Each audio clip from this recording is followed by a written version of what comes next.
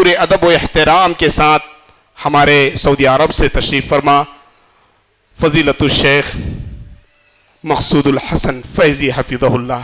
ایک بات کہہ کر اپنی بات کو ختم کرتا ہوں. آپ اب بھی، بعد میں بھی، پھر بعد میں بھی، تنہائی میں بھی شیخ کے لیے دعا کریں کہ اللہ تبارک و تعالی ان کی عمر میں، ان کے جسم صحت میں اللہ تبارک و تعالی خیر و خوبی عطا فرمائے، برکتیں عطا فرمائے. مجھ پر، آپ پر، بلکہ پورے عالم اسلام پر شیخ کا سایہ خیر و خوبی کے ساتھ ایسا ہی چلتا رہے. اس لیے کہ میں تھک رہا ہوں تو یہ محسوس کر رہا ہوں. شیخ حفظہ اللہ بسا اوقات، ابھی دیکھیے کٹور کی بات ہے، ساری جماعت والوں سے میں نے معذرت پیش کی، شیخ تیار ہیں لیکن میں پہنچنے میں، گاڑی کے پہنچانے میں تاخیر ہو گئی، تو لہٰذا میں جو ہے سنبھل نہیں پا رہا ہوں، لیکن شیخ ہے کہ وقت پر چل رہے ہیں. ایسے ہی اللہ رب العالمین تا حیات آپ کی جو ہے خدمات لیتے رہے. میں شاید کچھ زیادہ ہی بول رہا ہوں، بس یہ ہے کہ شیخ سے قلبی لگاؤ ہے، اور اتنے بڑے عالم کے بارے میں کہنے، مجھ جیسے آخر، مجھ جیسے کمزور ناچیز کے کہنے پر مجھے الفاظ نہیں ہے. کچھ کہنے کے لیے ہو سکتا ہے کوئی شیخ کے خدمت سے شایع نشان کلمہ نہ ہو، تو میں انتہائی معذرت پیش کرتا ہوں. فضیلت الشیخ آپ کے سامنے فضیلت الشیخ مقصود الحسن فیضی حفظہ اللہ. بسم اللہ الرحمن الرحیم. الحمد للہ رب العالمین الرحمن الرحیم مالک یوم الدین واشہد ان لا الہ الا اللہ واشہد ان سیدنا ومولانا محمدا عبدہ ورسولہ ارسلہ الی الناس کافۃ بشیرا ونذیرا. اما بعد فإن خیر الحدیث کتاب اللہ وخیر الهدی هدی محمد صلی اللہ علیہ وسلم وشر الأمور محدثاتها وكل محدثة بدعة وكل بدعة ضلالة وكل ضلالة في النار. فأعوذ بالله السميع العليم من الشيطان الرجيم من همزه ونفخه ونفثه. بسم الله الرحمن الرحيم. أولا يرون أنهم يفتنون في كل عام مرة أو مرتين ثم لا يتوبون ولا هم يذكرون. سبحانك لا علم لنا إلا ما علمتنا إنك أنت العليم الحكيم. رب اشرح لي صدري ويسر لي أمري واحلل عقدة من لساني يفقه قولي واحلل عقدة من لساني يفقه قولي.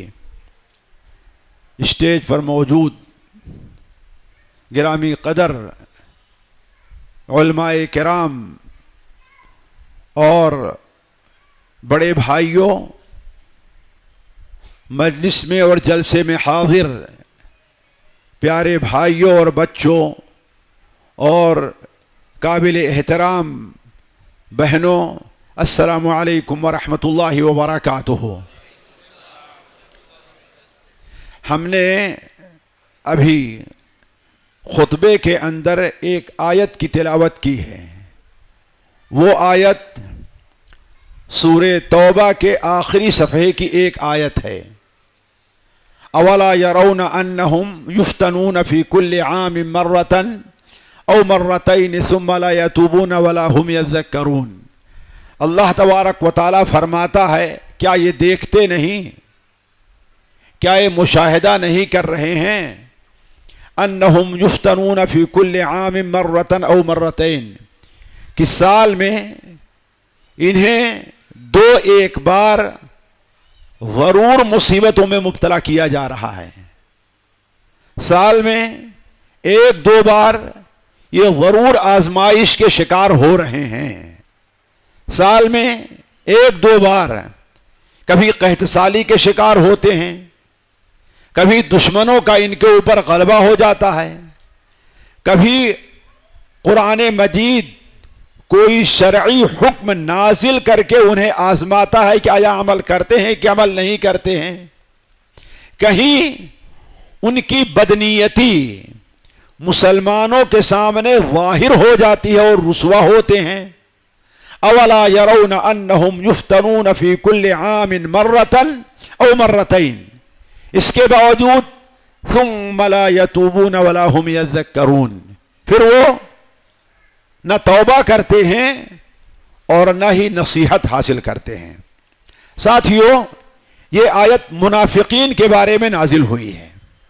جیسا کہ اہل علم جانتے ہیں کہ سورہ توبہ پوری سورت ہی شروع سے لے کر کے آخر تک اس میں منافقین کو رسوا کیا گیا ہے اور ان کی فضیحت بیان کی گئی ہے، انہیں نصیحت بھی کی گئی ہے، انہیں عبرت کے ناخون لینے کی دعوت بھی دی گئی ہے، انہیں توبہ کرنے کی طرف بلایا بھی گیا ہے، اور انہیں اللہ تبارک و تعالی نے دنیا اور آخرت میں الگ الگ دو عذاب کی اللہ تبارک و تعالی نے دھمکی بھی دی ہے۔ اسی لیے اس سورت کا ایک نام جہاں سورت التوبہ ہے وہیں سورت الفاضحہ بھی ہے۔ فاضح کے معنی ہوتا ہے رسوا کرنے والا، یعنی وہ سورت ہے جو منافقین کو رسوا کر دے رہی ہے۔ اسی لیے سنعذبہم مرتین کی تفسیر آپ دیکھیے 11ویں پارے ہی کے اندر ہے سورہ توبہ میں، کہ جب یہ آیت نازل ہوئی تو نبی کریم صلی اللہ علیہ وسلم نے انہیں بھرے مجمع میں مسجد نبوی کے اندر کہا کہ فلاں اٹھ کر کے چلا جائے، فلاں ہماری مسجد سے چلا جائے، فلاں اس مجلس میں نہ رہے۔ کتنے ایسے لوگ ہیں وہ انہوں نے اپنے چہرے کو چھپایا اور مجلس سے نکل کر چلے گئے، تو دنیا میں بھی رسوا ہونا پڑا اور آخرت میں بھی انہیں رسوا ہونا پڑے گا۔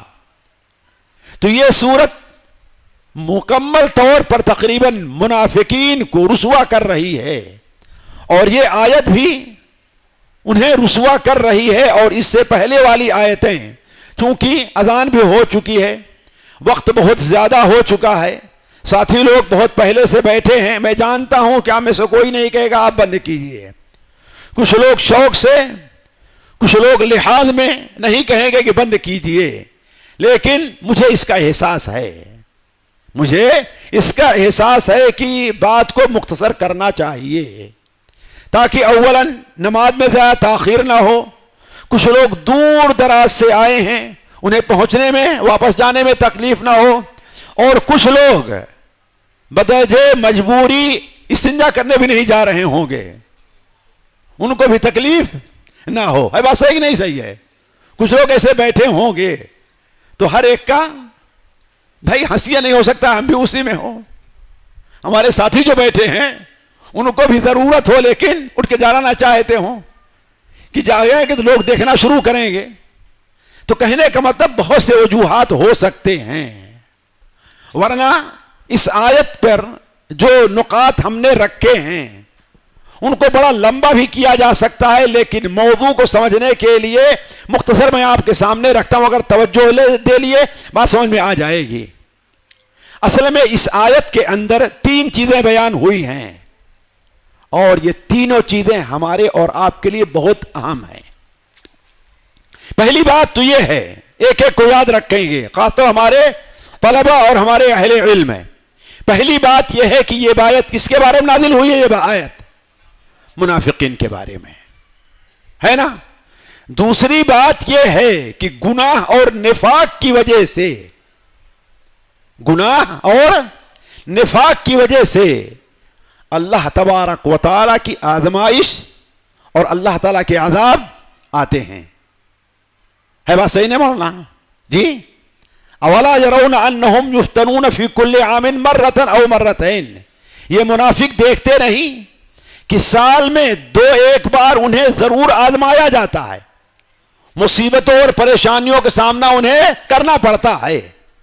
تو معلوم کیا ہوا؟ ان کے گناہ، ان کے نفاق، ان کی بد کرداری کی وجہ سے ان کے اوپر عذاب آ رہا ہے۔ یہ تو دوسری بات ہوئی۔ تیسری بات جو بیان کی گئی ہے وہ یہ ہے افلا یتوبون ولا هم یذکرون، یعنی کسی کے اوپر کوئی مصیبت آئے، اس کے گناہوں کے عوض اللہ تبارک و تعالیٰ اسے دنیا میں سزا دے، اس کے بد کرداری کے عوض اللہ تبارک و تعالیٰ اس پر مصیبتیں نازل کرے، تو اسے 2 کام کرنا چاہیے۔ اسے دو کام کرنا چاہیے. پہلا کام توبہ ہے. کیا کرنا چاہیے؟ توبہ. اور دوسرا کام عبرت اور نصیحت. یعنی آئندہ اب ایسا ہم سے کام نہ ہو کہ اللہ ہمارے اوپر عذاب اور مصیبت لے آئے. ثم لا يتوبون ولا هم يذكرون. لیکن منافقوں کی کیفیت یہ ہے کہ نہ وہ توبہ کرتے ہیں. کیوں؟ اس لیے کہ ان کے دل مر گئے ہیں, ان کے اوپر نصیحت کا اثر نہیں ہوتا. اور یہ سمجھیں اگر ہمارے اوپر نصیحت کا اثر نہیں ہو رہا ہے تو اس کا مطلب ہے کہ ہمارے دل کیا ہیں؟ مردہ ہو گئے ہیں. اور انسان کے اوپر سب سے بڑی مصیبت جو آتی ہے اس دنیا میں, وہ سب سے بڑی مصیبت یہ ہے کہ اس کا دل مر جائے. قرآن کی آیات کا, رسول صلی اللہ علیہ وسلم کی احادیث کا, اللہ کی طرف سے جو عذاب وغیرہ آئیں اس سے وہ توبہ نہ کرے, بلکہ کچھ لوگ کہہ دیں گے ارے یہ طوفان کا آنا, یہ سیلاب کا آنا, یہ خشک سالی کا آنا, اس میں انسان کے اعمال کا کیا دخل ہے؟ یہ تو قدرتی چیزیں آتی جاتی رہتی, ہر زمانے میں آتی جاتی رہی ہیں. لوگ کہہ دیتے ہی نہیں کہہ دیتے.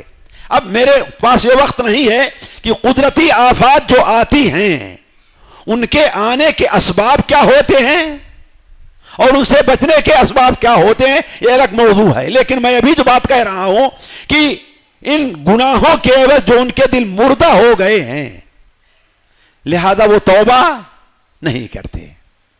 اور ان کی عقل اتنی بگڑ گئی ہے, ان کی سوچ اور ان کی فکر میں اتنی خرابی پیدا ہو گئی ہے کہ وہ آئندہ بھی نصیحت حاصل کرنے کی کوشش نہیں کرتے. تو یہ تین باتیں ہیں ساتھیوں جو اس آیت میں ہمیں اور آپ کو مل رہی ہیں. میں انہی تین باتوں پر مختصر روشنی ڈالتا ہوں. پہلی بات یہ ہے کہ نفاق کیا ہے؟ نفاق. نفاق کس کو کہتے ہیں؟ منافق بہت مشہور سا لفظ ہے ہماری زبان میں. یعنی اصل نفاق یہ ہے کہ بندہ اپنے دل میں جو بات ہے, اپنے دل میں جو کفر, فسق, بغاوت ہے, اس کو چھپائے اور زبان سے اس کے خلاف ظاہر کرے. یہی نفاق ہے. اگر یہی چیز عقیدے کی طور پر ہو جائے تو وہ نفاق اکبر ہے. یعنی اس کا عقیدہ نہیں ہے کہ اللہ کے رسول اللہ کے آخری رسول ہیں, لیکن زبان سے مان رہا ہے. اس کا یہ عقیدہ نہیں کہ اسلام سچا مذہب ہے, لیکن وہ زبان سے کوئی مجبوری ہے مان رہا ہے. اس کا یہ عقیدہ نہیں ہے کہ نماز پڑھنا واجب ہے, لیکن زبان سے اقرار کر رہا ہے. تو اگر یہی معاملہ عقائد سے متعلق ہے تو یہی نفاق اکبر ہے, جس کا مرتکب قیامت کے دن جب جنت اور جہنم کا فیصلہ ہوگا تو جہنم کے سب سے نچلے گڑھے میں ہوگا. ان المنافقین فی الدرک الاسفل من النار. اور دوسرا نفاق ہے جسے نفاق اصغر کہا گیا ہے, اسے نفاق عملی بھی کہتے ہیں. وہ یہ ہے کہ انسان دل سے مسلمان ہے, اللہ اور اس کے رسول پر اس کا کامل ایمان ہے, اللہ کی باتوں کو اور رسول صلی اللہ علیہ وسلم کی باتوں کو مکمل قبول بھی کرتا ہے, لیکن عملی میدان میں پیچھے رہ جاتا ہے. یہ نفاق کیا ہے؟ نفاق اصغر ہے. لیکن ایک بات ضرور ہے کہ آج اگر میں اپنے ساتھیوں سمیت تمام لوگ جو موجود ہیں, اپنی بھائی بہنوں تمام سے پوچھوں, بھائیوں سے, کہ کیا تمہیں ڈر ہے اپنے اوپر نفاق کا, تو شاید اگر سچ بولے تو کوئی نہ کہے کہ مجھے کبھی اس کا ڈر نہیں ہوا ہے. ورنہ اپنے دل پہ ہر انسان سوچ لے کبھی نفاق سے ڈرا ہے, وہ سوچے کبھی اسے نفاق کا خوف ہے, کبھی ہم نے سوچا کہیں ہم منافق تو نہیں ہیں. یہ ہماری بھول ہے. یہی چیزیں میں یاد دلا رہا ہوں آپ لوگوں کو. یہ ہماری غلطی ہے. صحیح بخاری میں मुअल्लकन हजरत अबू इब्न अबी मुलैका मशहूर ताबिई हैं, वो बयान करते हैं अदरकतु सलासीन मिन असहाबिन नबी सल्लल्लाहु अलैहि वसल्लम कुल्लुहुम कान यखाफु अला नफ्सिही अन्निफाक। मेरी मुलाकात अल्लाह के रसूल के 30 सहाबा से हुई है। किससे?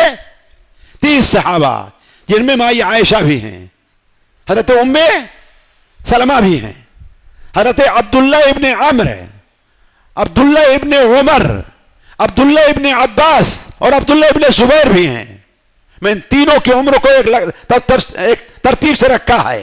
हजरत अब्दुल्ला इब्ने अम्र इनमें सबसे बड़े हैं। हजरत अब्दुल्ला इब्ने अम्र, हजरत अब्दुल्ला इब्ने उमर, हजरत अब्दुल्ला इब्ने जी अब्बास, हजरत अब्दुल्ला इब्ने जाबिर, हजरत जुबैर, ये 4 सहाबी भी उसमें दाखिल हैं। कहा कि 30 सहाबा से मेरी मुलाकात हुई, हर एक को अपने ऊपर निफाक का डर था। जरा सवाल यह है कि वो ज्यादा डरने के हकदार थे कि हम डरने के हकदार हैं? जी, तो हम डरते क्यों नहीं है फिर? कभी सोचा है हमने? और इससे भी अजीबो गरीब बात, मैं कोई ज़ईफ हदीस बयान नहीं करता, कायल नहीं हूं, इल्ला ये कि कभी किसी वजह से कुरान की शाहिद कोई है बयान करता हूं, उसको मैं बता भी देता हूं। मुस्नद अहमद में हजरत शायद जाबिर इब्ने अब्दुल्ला से रवायत है, वो बयान करते हैं, कहते उम्मे सलमा रज़ी अल्लाह ताला अन्हा के पास एक बार हजरत अब्दुर्रहमान इब्ने औफ रज़ी अल्लाह ताला अन्हु हो गए। कौन? हजरत अब्दुर्रहमान इब्ने औफ। और क्या शान है हजरत अब्दुर्रहमान इब्ने औफ की। उन 10 सहाबा में हैं जिन्हें अल्लाह के रसूल सल्लल्लाहु अलैहि वसल्लम ने दुनिया में, अल्लाह की कसम कितना ऊंचा मकाम है, जरा सोचें। और इससे भी अजीम चीज ये देखिए, हजरत उमर रज़ी अल्लाह ताला अन्हु का जब इंतकाल हुआ, होने का वक्त हुआ, तो उन्होंने किसी को खलीफा नहीं बनाया, अलबत्ता एक मजलिस शूरा रख दी है, एक मजलिस शूरा जिसमें हजरत अब्दुर्रहमान इब्ने औफ, साद इब्ने अबी वक्कास, हजरत अली, हजरत उस्मान रज़ी अल्लाह अन्हुम अजमाइन थे। कितने थे शेख? 5 सहाबी थे, 7 से हमारे ख्याल 5 थे। तो कहा हजरत उमर ने अपने बेटे से कि देखो, जिसके बारे में, अली के बारे में हजरत नहीं सईद इब्ने ज़ैद थे, साद इब्ने वक्कास भी थे, और उस्मान के बारे में जिस तरफ ज्यादा राय हो उसे मेरे बाद खलीफा बना देना, हमारे बाद। यह है इस्लामी जमहूरियत जो अहले हल्लो अक्द के सुपुर्द की जाती है ना। जमहूरियत एक तर्ज हुकूमत है कि जिसमें बंदों को गिना करते हैं, तौला नहीं करते। एक आदमी नीम पागल हो, 90-95 साल के बूढ़ा है, उसकी अब याददाश्त नहीं है। एक अनपढ़ खेतों में काम करने वाला है, उसके वोट की भी उतनी अहमियत है जितना आपके सर के वोट की है कि नहीं है? कोई फर्क है? नहीं है। तो शरीयत, इस्लाम इस जमहूरियत को कबूल नहीं करता। इस्लाम अहले हल्लो अक्द जो लोग हैं, तो हजरत उमर ने कहा जिसके बारे में राय ज्यादा हो उसको खलीफा बना लेना, और अगर बराबर सराबर हो जाएं तो देखना किसकी तरफ हजरत अब्दुर्रहमान इब्ने औफ हैं। हजरत अब्दुर्रहमान जिसकी तरफ है उसको खलीफा बना देना। यह है हजरत अब्दुर्रहमान इब्ने औफ। एक बार उम्मे सलमा, हजरत उम्मे सलमा हजरत के पास गए और कहा कि अय अम्मी जान, मुझे अपने ऊपर बड़ा ईमान का खतरा है, निफाक का खतरा है, नऊज़ु बिल्लाह मिन ज़ालिक। साथियों, बल्कि ये सोच के रूह भी कांप जाए कि हजरत अब्दुर्रहमान इब्ने औफ वो मुनाफिक हो। तो कहा ए बेटे, कहा इसलिए खतरा है कि कुरैश में सबसे ज्यादा माल अल्लाह ताला ने मुझको दिया है, मैं डर रहा हूं कि कहीं ये माल मुझे हलाक और बर्बाद ना कर दे। तो कहा ए बेटे, जो माल अल्लाह ने दिया है उसे अल्लाह की राह में खर्च करो, इसलिए कि हमने नबी सल्लल्लाहु अलैहि वसल्लम से सुना है کہ میرے ساتھ رہنے والے کچھ ایسے لوگ بھی ہیں کہ انتقال کے بعد دوبارہ میری ان سے ملاقات نہیں ہوگی. یعنی کیا ہے وہ لوگ؟ جی منافق ہیں. تھے نا منافق آپ کے زمانے میں؟ منافق ہیں وہ لوگ. یہ کہہ کر تھے عبد الرحمن ابن عوف کہا کہ میں تو نہیں ہوں. یہ کہہ کر کے نکلے. راستے میں حضرت عمر رضی اللہ تعالیٰ عنہ سے ملاقات ہو گئی. کس سے؟ حضرت عمر رضی اللہ تعالیٰ عنہ سے. چہرے پر پریشانی کے آثار ہیں, گھبراہٹ ہے, جا رہے ہیں. پوچھا عبد الرحمن کہاں سے آ رہے ہو, پریشان کیوں ہو؟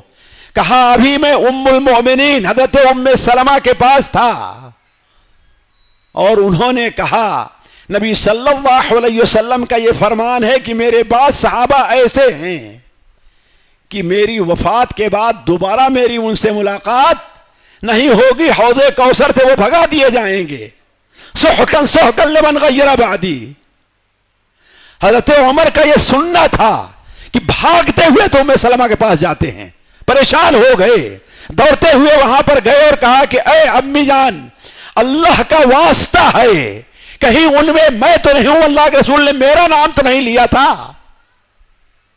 حضرت ام سلمہ نے کہا آپ ان میں نہیں ہیں, آپ ان میں نہیں ہیں, لیکن آپ کے بعد کسی اور کی برات میں نہیں کروں گی.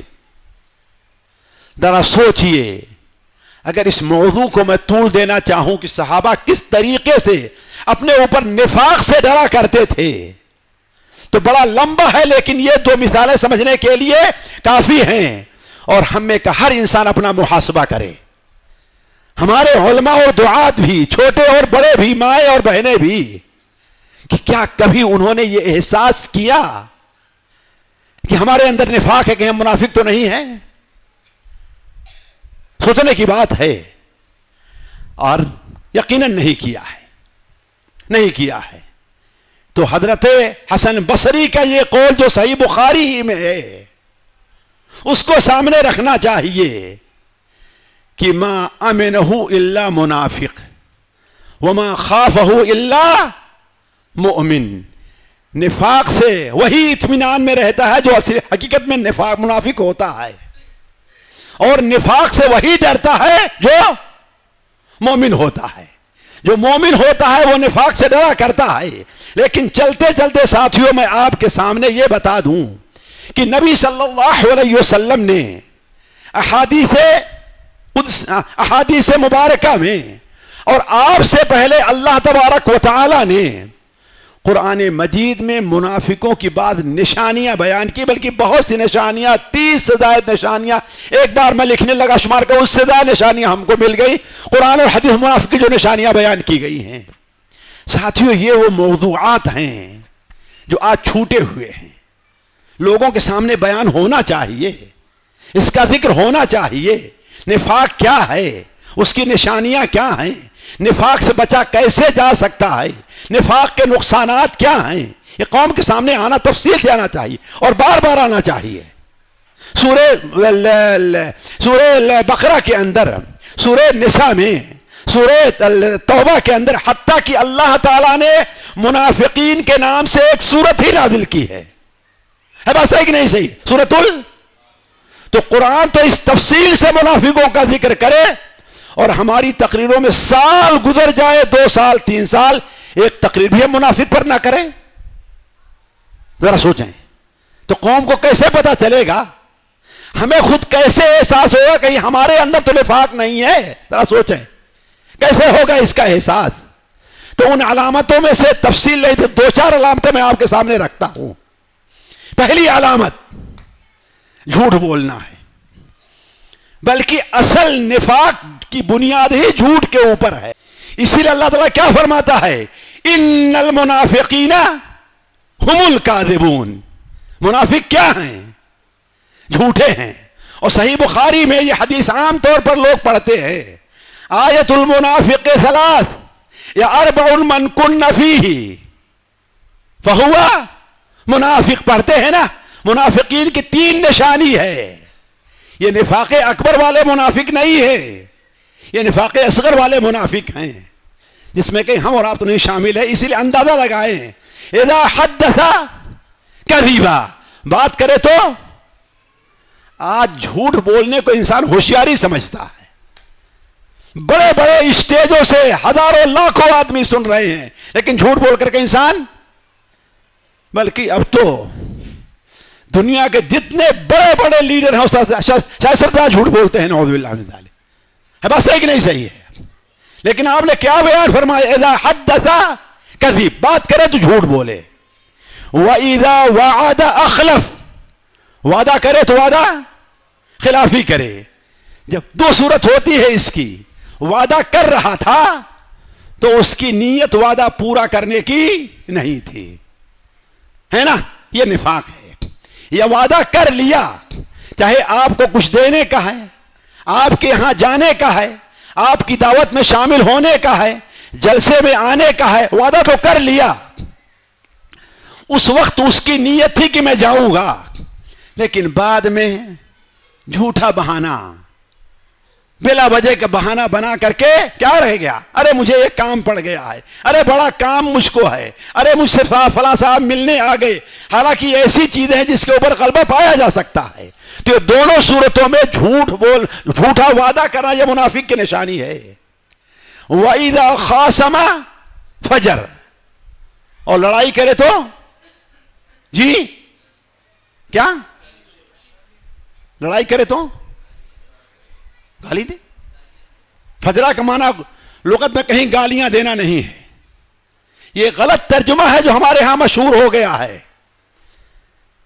اہل علم کو بھی تعجب ہو رہا ہوگا، اب تو ہم یہی پڑھتے پڑھاتے آئے ہیں. غلط ترجمہ ہے جو مشہور ہے. کسی لغت میں اٹھا کے دیکھ لیجئے، آپ کہیں لکھا ہے جھوٹ بولنا فجرہ، دیکھ لیں گے یہاں سے جانے کے بعد. اور شاید سب کے پاس میرا نمبر مل جائے یا تو لوگ مجھے میسج کر دیں گے ہاں فلاں کتاب کے اندر یہ لکھا ہوا ہے. دیکھیے ایک اصلی ترجمہ ہوتا ہے اور ایک لازمی ترجمہ ہوا. میں لازمی ترجمہ کی بات نہیں کرتا، کس کی بات کر رہا ہوں میں؟ اصلی ترجمے کی. یہ غلط ہے اس لیے کہ گالی دینا تو اس میں یقیناً گناہ ہے، لیکن لڑائی میں گالی دینا کوئی بڑی بات نہیں ہے. اصل معنی جو فجرہ کا ہے وہ یہ ہے کہ انسان سے کسی کا اختلاف ہو جائے، کسی زمین کے بارے میں، کسی چیز کے بارے میں، تو اپنا حق نہ دے انسان، اپنے اوپر جو حق بن رہا ہے اور دوسرے کا جو حق ہے اس کے اوپر دعویٰ کرے.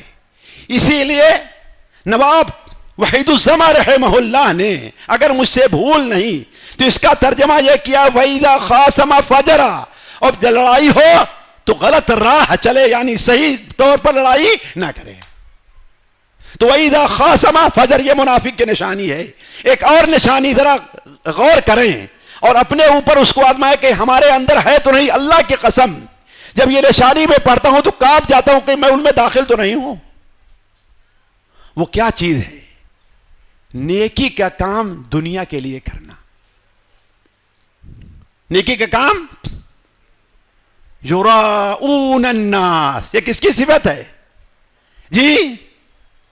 منافق ہے صفت کہ نہیں صفت ہے؟ تو کہیں کوئی آدمی نیکی صرف تقریر کرنے تک نہیں ہے، امامت کرنے تک نہیں ہے. کسی کو صدقہ کرنا یہ بھی نیکی ہے، کسی کی مدد کرنا ہے یہ بھی نیکی ہے. یہ کس لیے کر رہا ہے؟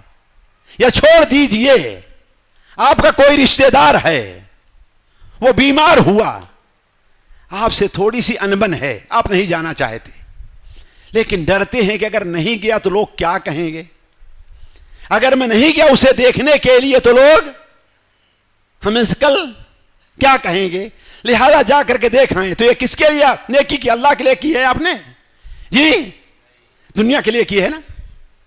تو نیکی کا کام دکھانے کے لیے، دنیا کے فائدے کے لیے کرنا یہ بھی نفاق کی نشانی ہے کہ نہیں نفاق کی نشانی ہے؟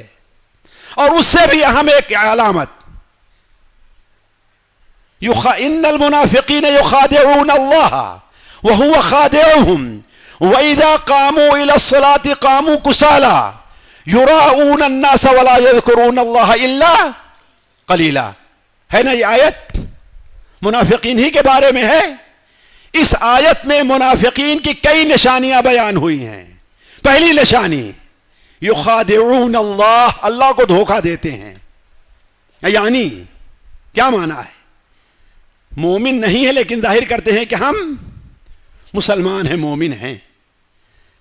اخلاص نہیں ہے لیکن ظاہر کرتے ہیں ہم بڑے مخلص ہیں, آپ کے بڑے خیر خواہ ہیں. آپ کا مقصد ہماری کیا ہے؟ خیر خواہی ہے. یخادعون الناس وَإِذَا قَامُوا إِلَى الصَّلَاةِ قَامُوا كُسَالَىٰ. اور جب نماز کے لیے کھڑے ہوتے ہیں, نماز کے لیے آنا ہوتا ہے تو بڑے سستی سے آ رہے ہیں. نماز کے لیے آنا ہوتا ہے تو مسجد میں آ گئے, دیکھے ابھی تو 4 منٹ باقی, ذرا جب پہلے کیوں پہنچ گیا, ابھی 4 منٹ جماعت کھڑی ہونے میں باقی. تو بہت سے لوگ کیا کریں, کوئی بہانہ کر کے پھر دوبارہ باہر چلے جائیں گے. برا نہ مانیں گے, یہ صورتحال ہے کہ نہیں ہمارے اندر ہے. کیا کریں گے, باہر تھوڑی دور چلے جائیں گے. 2 رکعت سنت پڑھنا ان کے اوپر کیا ہوتا ہے؟ بھاری ہوتا ہے. حالانکہ بھی کون شیخ ہیں وہ تقریر کر رہے تھے کہ یہ 2 رکعت نبی کریم صلی اللہ علیہ وسلم ایک کا گزر ہے. نعمان ابن بشیر کی روایت ہے یا برا ابن عازب کی روایت ہے, نعوذ باللہ من ذلک, شاید عبدہ ابن صامت کی روایت ہے کہ آپ کا, علامہ البانی اس کو صحیحہ میں نقل کرتے ہیں کہ آپ کا گزر قبر کے پاس سے ہوا جسے ابھی ابھی دفن کیا گیا تھا. لوگ دفن کر فاروق چلے گئے تھے, آپ راستے میں کئی بار سے آ رہے تھے. آپ صلی اللہ علیہ وسلم آگے بڑھے, اس قبر کے اوپر کھڑے ہو گئے اور آپ نے پوچھا اسے کب دفن کیا گیا, یہ کون ہے؟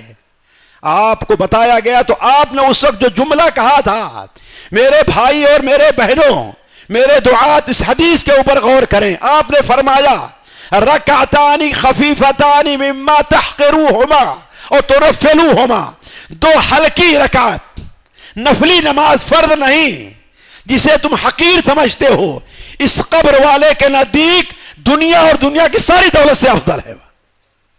صرف 2 ہلکی رکعت نماز, اور وہی نماز ہمارے اوپر بھاری پڑتی ہے. ہم کہتے ہیں ہم پہلے کیوں چلے آئے, تھوڑا پہلے گھر میں بیٹھے ہوئے اذان ہو گئی, کوئی مہمان آئے اٹھنا چاہ, ارے ابھی بہت وقت باقی, ذرا انتظار کیجیے. ہوتا ہی نہیں ہوتا ہے. یہ اذان ہو گئی تو وہ وقت اب ہمارا نہیں ہے, وہ کس کا ہے؟ اللہ کا ہے. آئیے فوراً. وَإِذَا سَمِعْتَ النِّجَاءَ فَعَجِبْ, عجیب ہے. میں یہ کہہ رہا ہوں کس طریقے سے نفاق کا کیڑا, وہ کینسر ہمارے دلوں میں کس طریقے سے گھس آیا ہے, اس کے علاج کی ضرورت ہے. تو آپ نے فرمایا وَإِذَا, اللہ فرماتا وَإِذَا قَامُوا إِلَى الصَّلَاةِ قَامُوا كُسَالَىٰ. رمضان کا آ رہا ہے قریب, ہم اسی مسجد میں تراویح پڑھیں گے جو امام بہت جلدی جلدی پڑھتا ہے اور تھوڑا تھوڑا پڑھتا ہے. بس ہے کہ نہیں صحیح ہے جی؟ ہمارے بعض اہل حدیثوں کی مسجدیں ہیں الحمدللہ, جس کا اہتمام کیا ہے, پورا پارا ایک رات پڑھا جاتا ہے یہ. لیکن بہت سی مسجدوں ایک تو اتنا تیز پڑھتے ہیں کہ یعلمون تعلمون کے علاوہ کچھ سمجھ میں نہیں آتا کہاں پڑھ رہا ہے. چاہتے ہیں کتنا جلدی, اللہ کے بندے تم کسی گناہ کے کام میں ہو جو اتنی جلدی مچائے ہو. تمہیں تو چاہیے کہ رمضان کی رات ہے, عبادت کی رات ہے, چاہے جتنی لمبی قرات ہو. صحابہ کرام رضوان اللہ علیہم اجمعین, امام مالک رحمہ اللہ اپنی حدیث میں موطا میں نقل کرتے ہیں کہ امام ہمیں 8 رکعت میں سورہ بقرہ سنایا کرتا تھا. کتنا؟ یعنی 2.5 پارہ 8 رکعت میں پڑھتا تھا وہ. یہاں تک کہ بعض صحابہ چھڑی لے کر کھڑے ہو جاتے تھے, ٹیک لگاتے تھے. بلکہ بعض علماء نے تراویح کی بڑی اچھی تفسیر کی ہے. وہ کیا؟ دیکھیں تراویح کے معنی ہوتا کیا ہے؟ راحت, آرام لینا. تو کہا کہ جیسے گھوڑا ہوتا ہے اپنے چاروں پیروں پر کھڑا ہوتا ہے, جب تھوڑا سا بھاری پڑتا ہے تو اپنے ایک پیر کو اٹھا کر کے 3 پیروں پر کھڑا ہو جاتا ہے. اور انسان جب کھڑے ہوتے ہوتے تھک جاتا ہے تو کیا کرتا ہے؟ ایک طرف زور دے کر کے ایک طرف پیر پر, ہے نا. تو کہا کہ یہ آرام کرنا ہے جب تک قیام اتنا لمبا نہ ہو کہ پیروں میں درد پیدا ہو جائے, اس وقت تراویح نہیں ہے, ہم کھیل کر رہے ہیں. تو کیا فرمایا اللہ تعالیٰ نے؟ وَإِذَا قَامُوا إِلَى الصَّلَاةِ قَامُوا كُسَالَىٰ يُرَاءُونَ النَّاسَ. اور آخری جملہ سنیے, یہ منافق کی نشانی ہے. ولا یذکرون اللہ الا قلیلا، نماز میں اللہ تعالیٰ کا ذکر بہت تھوڑا کرتے ہیں، بڑی مشکل سے 3 بار کر لیا سبحان ربی العظیم سبحان ربی العظیم سبحان ربی العظیم سبحان ربی العظیم سبحان ربی العظیم سبحان ربی العظیم، بلکہ علامہ البانی نے کہا اس طرح نماز ہوگی ہی نہیں، کہے سبحان ربی الاعلی سبحان ربی الاعلی سبحان ربی الاعلی۔ کسی کو دیکھے ہیں سنت پڑھ رہا ہو تو 4 بار سبحان ربی الاعلی پڑھے، یا خود اپنے دے؟ اور سنت کے اندر کتنی ہلکی قرات، چھوٹی قرات ہم کرتے ہیں، کیوں؟ ہمیں بھاگنا رہتا ہے، ہمیں مسجد سے محبت نہیں ہے، ہمیں نماز سے محبت نہیں ہے، ہمیں اپنی دکان سے، اپنے گھر سے، اپنے بچوں سے۔ بسا اوقات لوگ مسجد میں امام کی قرات لمبی نہیں سنیں گے اور مسجد کے باہر کھڑے ہو کر کے اپنے ساتھی سے آدھا گھنٹہ 1 گھنٹہ باتیں کرتے رہیں گے، پیر میں درد نہیں ہوگا۔ ہے بات صحیح کہ نہیں صحیح ہے؟ یہ کس بات کی نشانی ہے؟ کہ ہمارے دلوں میں ایمان نہیں۔ کیا ہے؟ خیر ساتھیو، یہ بات لمبی نہ ہو، میں اتنا لمبا کرنا بھی نہیں چاہتا، تو میں یہ کہہ رہا تھا یہ منافق کی معمولی چند نشانیاں ہم نے ذکر کی ہیں آپ کے سامنے، اس سے انسان اندازہ لگا لے کہ کہیں اس کے دل میں نفاق ہے تو نہیں، جس کی وجہ سے اللہ تعالی ہمارے اوپر مصیبتیں اور پریشانیاں لے آ رہا ہے۔ خوب کماتے ہیں، برکت نہیں ہوتی۔ جب دیکھو کبھی یہ بچہ بیمار ہے، کبھی یہ بچہ بیمار ہے، کبھی گاڑی کا ایکسیڈنٹ ہو گیا، کبھی یہاں نقصان ہو رہا ہے، کبھی یہ ہمارے اوپر حملہ کر رہا ہے، کہیں ادھر سے حملہ ہو رہا ہے، کہیں ہمیں نماز پڑھنے سے روکا جا رہا ہے، کہیں ہمارے گھروں پر بلڈوزر چلایا جا رہا ہے۔ آخر مصیبت کیوں آ رہی ہے؟ اولا يرون انهم يفترون في كل عام مرة او مرتين ثم لا يتوبون ولا هم يذكرون۔ سوچتے کیوں نہیں ہیں؟ کسی نفاق کی وجہ سے ہمارے اوپر یہ مصیبتیں آ رہی ہیں، گناہوں کی وجہ سے ہمارے اوپر مصیبتیں آ رہی ہیں۔ اور یہ بات تو حقیقی ہے کہ نہیں؟ گناہوں کی وجہ سے بندے کے اوپر کیا ہوتا ہے؟ مصیبتیں آتی ہیں نا۔ بلکہ انسان کے اوپر مصائب کے آنے کا، اگر انسان دین کے بارے میں کوتاہ ہے تو مصائب کے آنے کا سب سے بڑا سبب اس کا اپنا گناہ ہوا کرتا ہے۔ فَكُلًّا أَخَذْنَا بِذَنبِهِ، تم دیکھتے کیوں نہیں؟ قوم عاد کیوں ہلاک کی گئی؟ اللہ نے ہوا سے ان کو ہلاک کر دیا۔ قوم ثمود کیوں ہلاک کی گئی؟ اللہ نے چیخ ان کے اوپر بھیج دی۔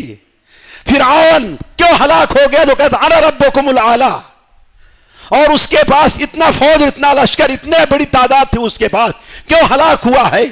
قارون جس کے پاس آج دنیا میں کسی کے پاس اتنا مال نہیں ہوتا، قارون کے پاس مال تھا، کسی پاس اتنا مال نہیں ہوگا، آخر کیوں ہلاک ہوا ہے؟ اللہ تعالیٰ فرماتا ہے فَكُلًّا أَخَذْنَا بِذَنبِهِ، ان میں سے ہر ایک کو ہم نے اس کے گناہوں کی وجہ سے پکڑ رکھا ہے۔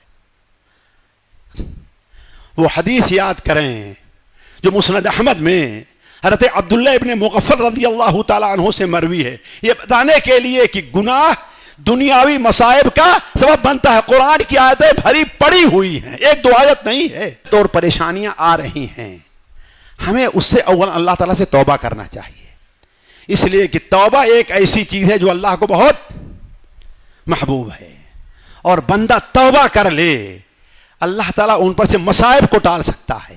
حضرت یونس علیہ السلام کی قوم، سورہ یونس کے آخر میں فلولا کانت قریۃ آمنت فنفعها ایمانها الا قوم یونس، قوم یونس کے اوپر سے عذاب کیوں ٹلا ہے؟ مفسرین لکھتے ہیں کہ عذاب کے آثار ظاہر ہو چکے تھے، لیکن پوری قوم جب دیکھی کہ یونس اللہ کا بندہ ہمارے اندر نہیں ہے، وہ نیک تھا، اس کا ہمارے اندر سے دور ہو جانا، غائب ہو جانا، یہ اللہ کی طرف سے پریشانیوں اور مصیبتوں کا سبب بن سکتا ہے، لہذا قوم کے سارے لوگ اپنے جانوروں کو، اپنے بچوں کو، اپنی بیویوں کو، ساروں کو لے کر کے میدان میں چلے گئے۔ ماں کو اس کے بچے سے دور کر دیا، جانور کے بچے کو اس کے ماں سے دور کر دیا، پورا مجمع چیخ رہا ہے، رو رہا ہے، چلا رہا ہے۔ توبہ کی، اللہ کو رحم آیا اور عذاب کو ان کے اوپر سے ٹال دیا ہے۔ فَمَتَّعْنَاهُمْ إِلَىٰ حِينٍ، تو اللہ تعالیٰ کا جو عذاب آتا ہے وہ توبہ اور استغفار سے وہ عذاب ٹل سکتا ہے۔ ایک مثال آپ کے سامنے رکھ کے میں اپنی بات بند کرتا ہوں۔ ہمارے خاص بہت ملنے والے ہیں اور بڑے معتقد ہیں ہمارے۔ ایک بار وہ خود مجھ سے اپنے توبہ کا واقعہ بیان کرنے لگے کہ انہوں نے توبہ کیوں کی۔ ماشاءاللہ ویسے داڑھی ہے، دین کے لیے بہت خرچ کرتے ہیں ماشاءاللہ، اور میں बॉम्बे पहुंचूं तो एक मेरा प्रोग्राम जरूर, हिंदुस्तान में कहीं भी हो टेलीफोन करेंगे, पता नहीं उनको कहां से खबर मिल जाती, कहां हैं आप, मैं टिकट बनवाता हूं आए। एक बार इलाहाबाद तक 20,000 रुपए की टिकट बनवा करके मुझे बुलाया कि नहीं आप आए प्रोग्राम करने के लिए, जबकि आम टिकट कितना है 4,000 का और 5,000 का, लेकिन क्योंकि सीजन था इसलिए 20,000 का। इतने मेरे मोहतके बयान करने लगे, कहने लगे कि मेरी जिंदगी और मेरी बीवी, उनकी बीवी डॉक्टर है माशाल्लाह, स्किन स्पेशलिस्ट है, डॉक्टर है, और ये भी अच्छे पैसे वाले हैं। मेरी बीवी और हम दोनों लेटे बिस्तर पर रात में, तो आपस में इख्तिलाफ हो गया, लड़ाई हो गई जैसे मियाँ बीवी में होती है, और लड़ाई बढ़ते बढ़ते बड़े गुस्से तक पहुंच गई। यहां तक पहुंच गई हमारी माएँ बहनें और सुने और शौहर के हक को पहचाने, शौहर को बेलावजह अजियत देने, तकलीफ देने, उनको तंग करने से अपने आप को बचाएं। कहती है कि बहुत नाराज हुई, वो भी डॉक्टर है भाई, कोई मामूली तो है नहीं, MBBS नहीं, बल्कि उससे पहले उसने क्या किया है, स्पेशलिस्ट, जाहिर बात बड़ी डॉक्टर, तो मिजाज भी बहुत ऊंचा होगा, और ये साहब उतना पढ़े लिखे नहीं, तो और भी उसको मिजाज बहुत ऊंचा था। बहुत नाराज हुई, नाराज होने के बाद उठती है वहां से, कहा कि ऐसा हो कि मरने के बाद तुम्हारा मुंह भी देखने को मुझको ना मिले। ये कहा, उठी, वहां जाके अपने अलग कमरे में सो गई। ये साहब भी अपना बिस्तर पर लेटे रहे, पता नहीं नींद आई कि नींद नहीं आई, अकेले करवट बदल रहे हैं। घंटा, 2 घंटा, 3 घंटा, वल्लाहु आलम कितनी देर के बाद बीवी बिस्तर के पास भागती हुई आती है, इनको जगाती है, आप मुझे माफ कर दीजिए, मुझे माफ कर दे, मेरी गलती को माफ कर दे, आज के बाद से मैं ऐसी गलती नहीं करूंगी, आज के बाद से मैं आपसे ऐसे कभी नहीं लड़ूंगी, कोई बात नहीं कहूंगी। अल्लाह के बंदी, ठीक है, तू ही नाराज हुई, तू ही गई है, आखिर बात क्या है, तुझे इतना जल्दी अकल क्यों आ गई, समझ क्यों आ गई? तो वो कहने लगी कि हमने देखा कि क़यामत कायम है, ये देखिए, सुम्मा ला यतूबून वला हुम यज़क्करून। लड़ाई हुई, इख्तिलाफ हुआ, मुसीबत है कि नहीं है, मुसीबत है, परेशानी है कि नहीं है। कहा कि क़यामत कायम है, कुछ लोग दाईं तरफ जा रहे हैं, कुछ लोग बाईं तरफ जा रहे हैं, मैं उन लोगों में हूं जिन्हें जहन्नम की तरफ लेके जाया जा रहा है। अल्लाह ताला जिसके साथ रहम करना चाहता है, अल्लाह ताला जिसको नेक बनाना चाहता है, उसे बसा औकात पहले किसी गुनाह में मुब्तला करता है, फिर तौबा की तौफीक देता है, और पहले से बहुत अच्छे बन जाते हैं।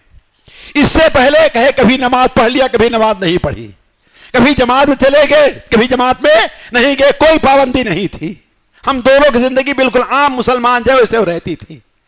तो कहा कि मुझे जहन्नम तरफ ले जाया जा रहा है, और जब जहन्नम के करीब पहुंचे तो वहां एक शख्स मुझे पकड़ता है जोर से, और जहन्नम के गड्ढे में फेंकना चाहता है, और कहता तू ही है, तू ही वो औरत है जो अपने शौहर के बारे में कहते तुझे कभी नहीं देखूंगी, मैं मरने के बाद भी नहीं देखूंगी। कहा मुझे उठाया ये कह करके जहन्नम में डालना चाहा, मेरी नींद खुल गई, मेरी नींद खुल गई। सुम्मा ला यतूबून, तौबा कर लिया, उसके बाद से आज अल्हम्दुलिल्लाह दोनों की बड़ी नेक जिंदगी गुजर रही है। तो सुम्मा ला यतूबून वला हुम यज़क्करून। इबरत के ही बहुत से मुशाहिदे हैं, लेकिन बहुत वक्त हो गया, लेकिन असल बात जो मैं कहना तो समझने के लिए काफी है कि अल्लाह तबारक व तआला जो मुसीबतें परेशानियां साल में हमारे ऊपर, पूरी कौम के ऊपर, पूरी दुनिया के ऊपर, सैलाब की शक्ल में, बीमारी की शक्ल में, तूफान की शक्ल में, आपस में लड़ाई की शक्ल में, दुश्मनों के गलबा की शक्ल में, ये जो मुसीबतें आती हैं हमारे और आपके गुनाहों का नतीजा हैं, जिससे हमें और आपको इबरत हासिल करना चाहिए और तौबा करना चाहिए। अल्लाह तबारक व तआला से दुआ है कि अल्लाह तबारक व तआला हम में से हर चीज़ को, हर किस्म की मुसीबत और परेशानियों से महफूज रखे। अल्लाह ताला उम्मत मुस्लिमा की इस्लाह कर दे। अल्लाह ताला मुस्लिमा को हर किस्म के दुश्मनों के गलबे, उनकी परेशान, उनके आज़ाब से अल्लाह ताला उन्हें महफूज रखे। अल्लाह ताला हमारा और आपका यहाँ पर जमा होना कबूल फरमाए। यहाँ जमा होने की बरकत से हम तमाम मर्द, औरत, छोटे बड़े जो हैं, अल्लाह ताला उनके ऊपर अपनी खुसूसी रहमत नाजिल फरमाए, उनके गुनाहों को माफ़ कर दे। जो लोग बीमार हैं अल्लाह उन्हें शफा अता फरमाए। जो मुसीबत परेशानी में अल्लाह उनकी परेशानी को दूर कर दे। जो हाजतमंद हैं अल्लाह ताला उनकी तमाम हाजात को पूरी फरमाए। سبحانک اللہم و بحمدک اشہد ان لا الہ الا انت استغفرک و اتوب الیک والسلام علیکم ورحمۃ اللہ وبرکاتہ. دیکھیے میں بہت مختصر جواب دوں گا جلدی سے وقت بہت کا. سلف کیا ہے بھائی؟ دیکھیے ہم میں سے ایک منٹ، ہم میں سے بہت سے سوالات ہوتے ہیں صرف آزمانے کے لیے. ہمارے خیال سے بہت بار یہاں پر مشائخ منہج المسر پر دبایا کیا ہے تقریر کر چکے ہوں گے، ہے کہ نہیں شیخ؟ تو اب اس کے پوچھنے کی کیا ضرورت؟ صرف یہ جانا تھا میری کیا رائے ہے. جب اہل علم معتبر اہل علم میں انہوں نے بنا کر دیا منہج سلف یہ ہے منہج سلف مختصر طور پر کہ اولاً اطاعت کا مقام، مطلقاً اطاعت کا مقام صرف اللہ اس کے رسول کو حاصل ہے، اس کے علاوہ کسی اور کو حاصل نہیں ہے. ایک چیز، اور یہ اطاعت اور یہ اتباع جو ہوگی وہ سلف یعنی صحابہ کرام کے فہم کی روشنی میں ہوگی. سمجھ رہے ہیں نا؟ یہ اصل اختصار دو لفظ منہج سلف ہے. اسی لیے آپ صلی اللہ علیہ وسلم سے جب پوچھا گیا کہ اللہ ناجی فرقہ کون ہے تو آپ نے کیا بیان؟ دو باتیں بتائی تھی شیخ، ہے نا؟ کیا فرمایا؟ ما انا علیہ و اصحابی، جس راستے پر میں ہوں اور میرے، یہ ہے منہج سلف. اور واضح رہے کہ منہج سلف صرف عبادت کے اندر نہیں ہے، صرف عقیدہ میں نہیں ہے جیسے ہمارے بہت سے لوگ زور دیتے ہیں. منہج سلف عقیدہ میں بھی ہے، عبادت میں بھی ہے، معاملات میں بھی اور اخلاقیات میں بھی ہے. اس لیے امام ابن تیمیہ رحمہ اللہ جب عقیدہ واسطیہ لکھتے ہیں تو دیکھ لیجئے اس میں سلف کا جو طریقہ منہج کیا ہے، عقیدہ بھی ذکر کیا ہے، عبادات بھی ذکر، اخلاقیات اور معاملات کا بھی ذکر کیا ہے. جی ہاں شیخ آگے. عورتوں کے لیے جامع نصیحت میں صرف ایک حدیث ان کو سنا دے رہا ہوں بس. سنن ابن ماجہ میں، امام بہقی کے شعب الایمان میں حضرت ابو امامہ انس بن مالک و دیگر صحابہ، حضرت عبد الرحمن بن عوف سے بھی شاید مروی ہے وہ حدیث کہ آپ صلی اللہ علیہ وسلم نے ارشاد فرمایا المرأة اذا صلت خمسها وصامت شهرها واحسنت فرجها واطاعت بالها تدخل من اي ابواب الجنة شاءت. جو عورت یہ 5 کام کر لے، 5 وقت کی نماز کا اہتمام کر لے. یہ کیوں کہا گیا ہے کہ عورتوں سے 5 وقت کی پابندی مشکل ہو جاتی ہے؟ کیوں؟ جو کام آپ برابر کرتے رہیے روٹین میں وہ آسان ہوتی ہے، مشکل نہیں ہوتی. لیکن سلسلہ ٹوٹ جائے تو ہماری بہنوں کے لیے عذر ہوا کرتا ہے کہ کوئی بھی عورت پورے مہینے کا نہ روزہ رکھ سکتی ہے اور نہ نماز پڑھ سکتی ہے. تو جب سلسلہ ٹوٹ جاتا ہے تو دوبارہ نماز کو شروع کرنا کوئی جان بوجھ کر کوئی سستی میں لیٹ کر جایا کرتی ہے. اسی لیے بعض عورتوں کے جو روزے چھوٹ جاتے ہیں رمضان کے، وہ پورا سال گزر جاتا ہے، پورا نہیں ہوتا، موقع نہیں ہے کہ نہیں ہے؟ اسی لیے آپ نے ان 2 باتوں کو خصوصی ذکر فرمایا ہے. المرأة اذا صلت خمسها وصامت شهرها، جو عورت اپنی 5 وقت کی نماز پڑھ لے، جو عورت اپنے مہینے کا روزہ رکھ لے، جو عورت اس فتنے کے دور ہی میں نہیں ہمیشہ اپنی شرمگاہ کی حفاظت کر لے، اپنی شرمگاہ کو کسی ایسی جگہ نہ ظاہر کرے. صرف اس سے دینا کرنا مراد نہیں ہے. آج بڑا فیشن چل چکا ہے، بسا اوقات عورتیں باہر پردہ کرتی ہیں لیکن اپنے محرم کے سامنے ہوئی تو لباس اتنا تنگ پہنتی ہیں کہ سارا کچھ یہ ظاہر ہے، اور اتنا کشادہ رہا کہتا ہے کہ سینے کا اتار چڑھاؤ ظاہر ہوتا رہتا ہے. اور بسا اوقات کپڑا کہاں تک پہنے گی؟ جی یہاں تک. تو یہ بھی ایک مدنہ سی صورت ہے اپنی شرمگاہ کی حفاظت نہ کرنے کا. اور بیوٹی پارلر وغیرہ میں جا کر کے جو کچھ ہوتا ہے تو الگ مسئلہ ہے. تو واحسنت فرجہا، اپنے شرمگاہ کی حفاظت کر لے. اور چوتھی چیز کیا ہے؟ وہ اطاعت بعلہا، اپنے شوہر کی ظاہر اور باطن میں اطاعت کر لے تو اللہ تعالیٰ قیامت کے دن اسے کیا خوشخبری سنائے گا؟ یہ جنت تیرے سامنے ہے، 8 دروازے کھلے ہیں، جس دروازے سے چاہ داخل ہو جا. اسی لیے میں ہمیشہ کہتا ہوں کہ عورتوں میں کے لیے جنت میں جانا آسان ہے مردوں کے مقابل میں. مردوں کے مقابل میں عورتوں کے لیے جنت میں جانا آسان ہے. جی شیخ. ہر ایک کے لیے قرآن سیکھنا کتنا ضروری ہے؟ جتنا اس کی استطاعت ہے. سوال یہ ہے ہر ایک کے لیے قرآن سیکھنا کتنا ضروری ہے؟ جتنا اس کی استطاعت ہے. جتنا اس کی استطاعت ہے، جتنا اس کے پاس وقت ہے، جتنا اس کے پاس صلاحیت ہے، اتنا قرآن پڑھنا سیکھنا اس کے اوپر ضروری ہے. اور صرف سیکھنا کافی نہیں ہے، قرآن کا مراجعہ، اس کو پڑھتے رہنا، اس کی تلاوت، یہ بھی ضروری ہے. جی. جھوٹی گواہی دینا، ہاں. دینے کا عذاب کیا ہے؟ جھوٹی گواہی دینے جھوٹی گواہی دینا. ساتھیوں، جھوٹی گواہی نبی کریم صلی اللہ علیہ وسلم نے اسے اکبر الکبائر میں قرار دیا ہے. نبی کریم صلی اللہ علیہ وسلم جھوٹی گواہی کو جہنم میں جانے کا ذریعہ قرار دیا ہے. اور میرا بہت سے لوگوں پر تجربہ ہے کہ جھوٹی گواہی دینا بسا اوقات اسی دنیا میں اللہ کے عذاب کا سبب بنتا ہے. میرے ایک پہچان والے نمازی تھے، پتہ نہیں حج کیے تھے کہ نہیں، لیکن یہ آج تک میں 45 سال پہلے کی بات ہے. نمازی تھے، لیکن پڑوس کا رشتہ دار کا معاملہ تھا، پرتاپ گڑھ کچہری میں آئے اور جھوٹی گواہی دے دیا. جھوٹی گواہی دے کر کے واپس جا رہے تھے، گھر نہیں پہنچ پائے. پرتاپ گڑھ سے نکل کر چھوٹا سا ایک قصبہ تھا، وہاں مغرب کی نماز پڑھی. گھر والے انتظار کر رہے ہیں، صبح ہو گئی نہیں آئے. صبح کو ڈھونڈنے نکلے تو وہاں ایک نالا تھا، وہاں پر مارے ہوئے تھے، مرے پڑے ہوئے تھے، گھر نہیں پہنچ سکے. جس شہر میں الغات میں رہتا ہوں، جب میں گیا ان دنوں میں تو لوگوں نے بتایا وہاں سے 15 کلومیٹر ایک گاؤں پڑتا ہے. وہاں کے کچھ لوگ آئے، اس لیے کہ کچہری کوٹ ہمارے شہر میں تھا. کہا کہ یہاں آئے اور 2 آدمی ایسے جھوٹی گواہی دیا قاضی کے سامنے، اور قاضی کا نام بھی بتایا لوگوں نے. کہا اور آگے جانے لگے. وہ جہاں پل پڑتا ہے وہاں پر یعنی ایکسپریس روڈ آ رہا ہے اور یہ روڈ ادھر سے جا رہا ہے، وہی پل پر پہنچے، وہیں ایکسیڈنٹ ہوا، دونوں ہلاک ہو گئے. تو جھوٹی گواہی، اس میں بندے کا حق مارا جانا ہے، لہذا بسا اوقات اس دنیا ہی میں ہلاکت سبب بنتا ہے. جی ختم ہو گیا شیخ. ہر ایک کے لیے عقیدہ توحید کو سمجھنا کتنا ضروری ہے؟ میرے بھائی کہہ رہے عقیدے توحید کا سمجھنا مکمل ضروری ہے.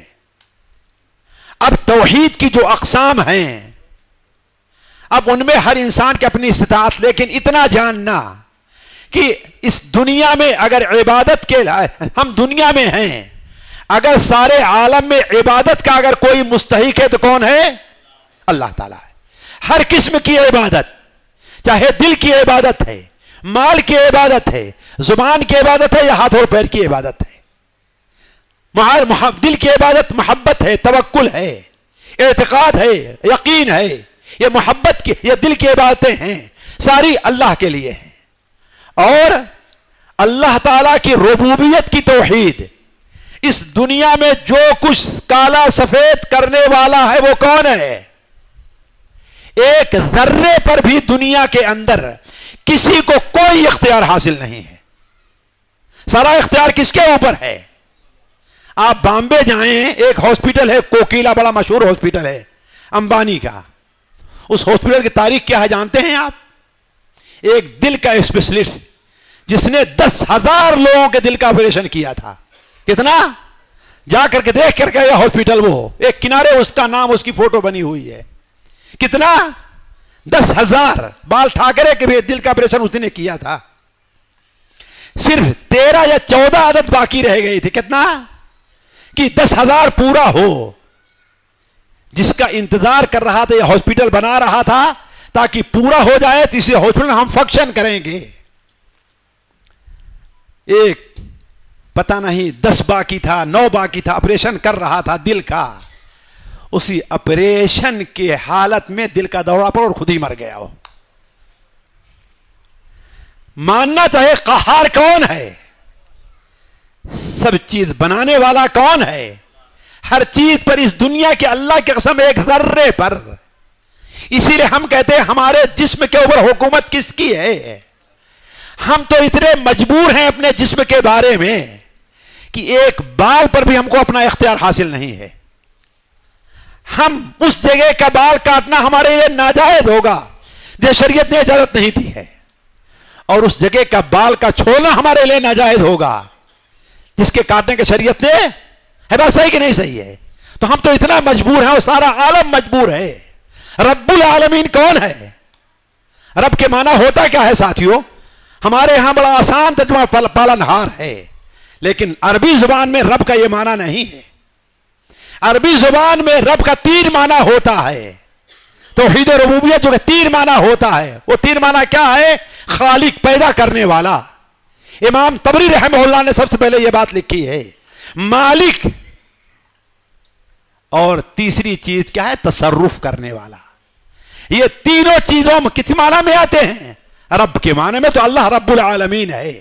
یہ ہمارا عقیدہ ہو، اس کے علاوہ اور کوئی نہیں ہے.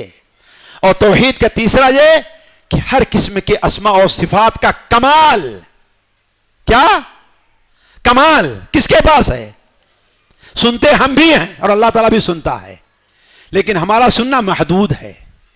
ہمارا سننا وقتی ہے.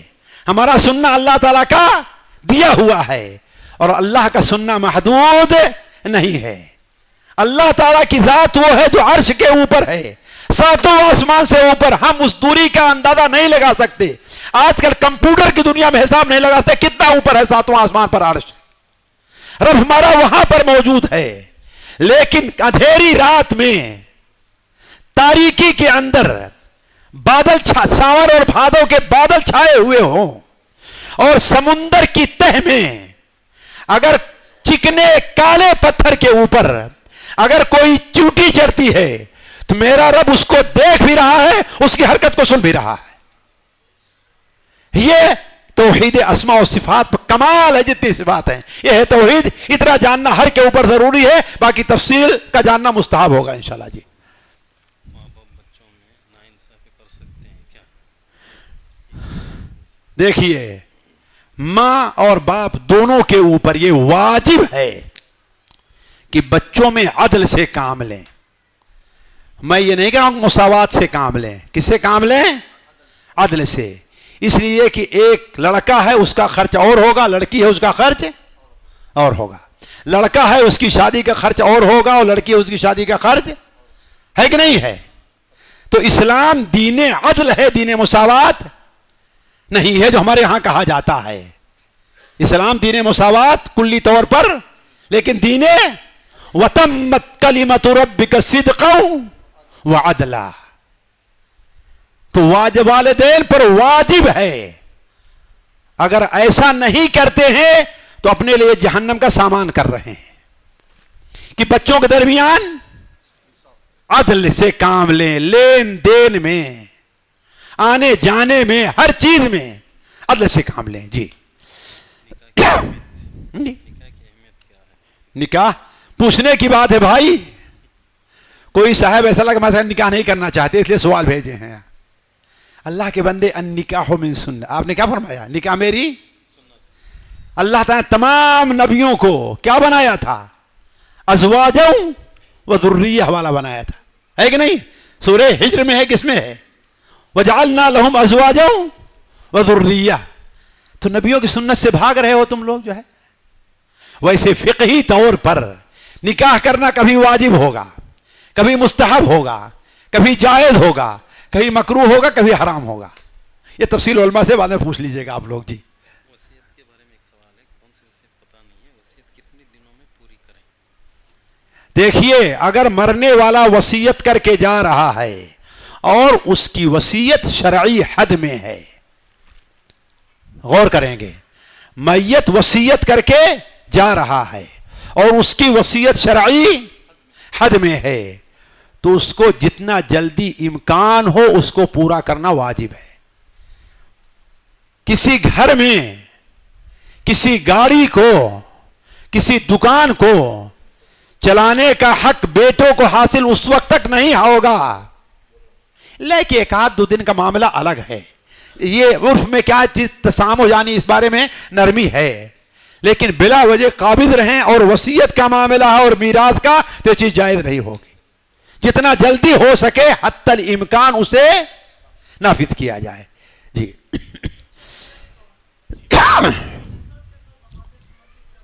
کیا نفاق نہیں بلکہ اس سے آگے بڑھ کے کفر کی علامت ہے. کیا ہے یہ؟ اور میرا فتویٰ نہیں ہے، یہ مدینہ والے کا فتویٰ ہے. کس کا فتویٰ ہے؟ مدینہ والے کا. صحیح مسلم میں روایت ہے کہ نہیں شیخ جی؟ الحد الذی بیننا وبینہم الصلاۃ فمن ترکہا فقد کفر. جس نے چھوڑ دیا اس نے کفر کیا. جی ہاں جی ہاں. ابھی تو اچھا چلیے کہیے کوئی. ہاں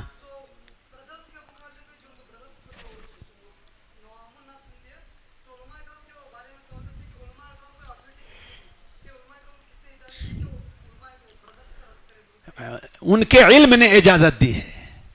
کس نے؟ قرآن اور حدیث کا ان کے پاس جو علم ہے، یہ علم ان سے مطالبہ کرتا ہے کہ اگر وہ غلطی پر ہیں تو اس پر رد کریں، بھول ہو رہی تو ان سے رد کریں. اور مجھے تجربہ ہے جیسے بڑی بڑی بھول ہوا کرتی ہے ان لوگوں سے. ایک صاحب جو برادر میں سے ہیں، تحریر الرقبہ کا ترجمہ کیا کرتے ہیں؟ غلام کو لکھنا کرتے ہیں. کیا کرتے ہیں؟ اس لیے کہ تحریر اردو میں کس کو کہتے ہیں؟ لکھنے کو. حالانکہ تحریر کا غلام آزاد کرنا. تو آپ پاس اتنا بھی علم نہیں ہے کہ آپ یہ کریں اور آپ بڑے بڑے فتوے دینا شروع کر دیتے ہیں. وہ فتوے جس کے بارے میں عمر توقف کریں، وہ فتوے جس کے بارے میں حضرت ابو بکر توقف کریں، اور آپ بے دھڑک فتویٰ دیتے جا رہے ہیں. تو ان کے پاس جو اللہ نے علم دیا ہے وہ ان کو اجازت دے رہا ہے.